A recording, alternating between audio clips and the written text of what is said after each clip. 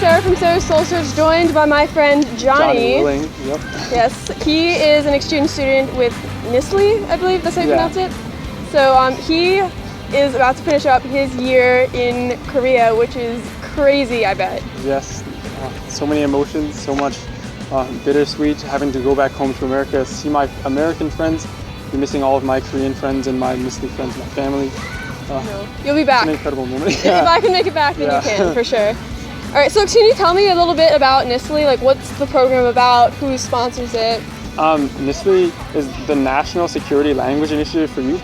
So essentially, it's sponsored by the U.S. government, and the purpose, I haven't read the purpose in like a year now, but basically, it's to encourage youth to get involved in learning languages, specifically languages that are important for national security, and languages that are not commonly studied, like Korean, Arabic, Russian, Chinese, Hindi, Turkish. I think that might be it. Is that one? I think no, Persian. Okay, Persian I think that was for CLS probably. Yeah. Which is and also a great program to look into if you're a college student. Exactly. Like, how long do you stay in Korea when you come with NSLI-Y? I can't pronounce it. I'm so sorry. No problem. So the NSLI program, our program, we arrived here at the end of August, like August 28th or something like that, and we were here until May 30th. So all in all, about 9 months, a little over 9 months. And I think program to program, it differs slightly. Like, they might get a couple of extra days. I know that last year was here, like, I think like 2 weeks longer than we were. But it just depends on like logistics and how many kids are coming and like money and that sort of thing. But all in all, expect about 9 months of stay here in Korea. That's great. So what made you choose Korea? Like, did you find NSLI first, or did you find Korea first? Like, what led you, like, did they lead to each other? So how did you do that? I originally, actually, I did not know much about Korea before I found out about NSLI, actually. I was looking into like exchange programs. I knew that I wanted to take a gap year after college, and I specifically knew that I wanted to do an exchange. I had some like family members, cousins who had done exchange programs in high school, and I knew someone from my high school who did CBYX, which is an exchange program also sponsored by the U.S. government in Germany. And so I was looking. I knew that I wanted to apply for CBYX. So I was looking on a website for government exchange programs, and I just kind of happened to stumble upon NSLI-Y and Yes Abroad, which is another government-sponsored exchange. And so through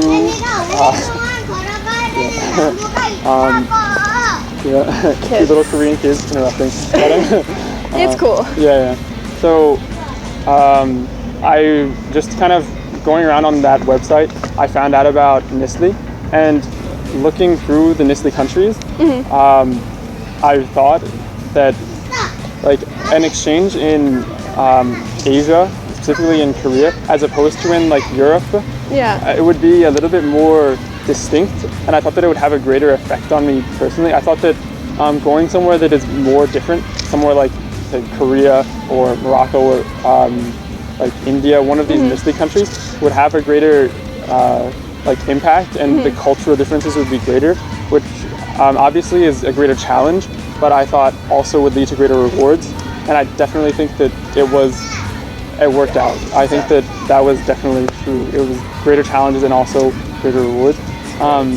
If you're gonna go all the way, basically.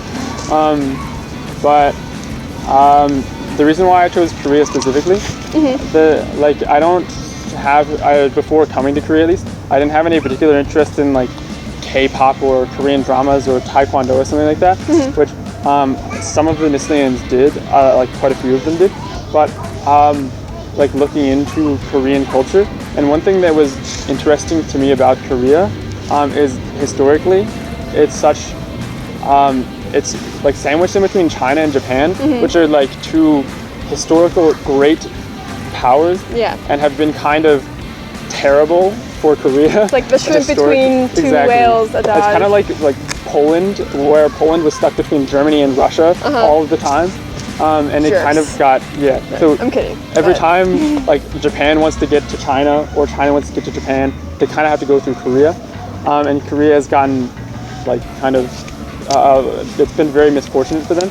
However, Korean people, I think because of that, are very resilient, and specifically looking at the past 50 years, have experienced an incredible development Yeah. economically and culturally, and I thought that sort of vibrancy, that sort of resiliency was unique among not only NSLI countries but in the entire world. Yeah. And it's also, I think, one of the like safer and more secure NSLI countries. As although there's worry about North Korea, a lot of people like, think about that as a worry. But when you come to Korea, people don't think of it as a worry at all. And Yeah. before I came here, I also didn't have that worry. Another thing that I was interested in, I got interested in as I like learned about NSLI and learned about Korea, was like human rights issues in North Korea, with organizations like, as you've mentioned in some of your videos, I believe Liberty in North Korea and organizations like that. So, which human rights in that sort of area, and specifically helping the incredible suffering of people in North Korea, is something that I'm interested in. And so that was another reason why I was interested in rather South Korea, as opposed to India, Russia, or another one of the NSLI countries. Yeah. So it's like they have a really great past, and you can also Yeah. see like there's a big future. There's like so With- much that can be done. Yeah. And with Korean. reunification. Yeah, absolutely. Which is coming hopefully in the not too distant future.